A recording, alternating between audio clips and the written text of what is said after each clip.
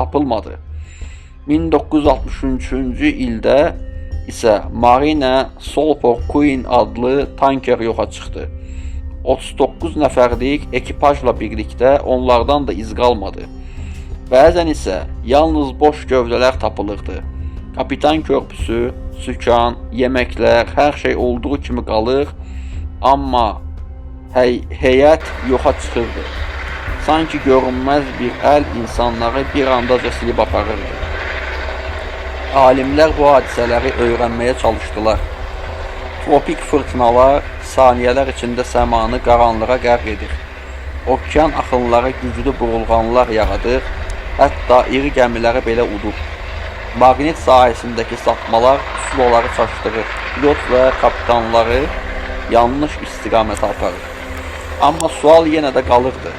Bəs niyə bəzi hallarda heç bir dağıntı izi belə tapılmadı?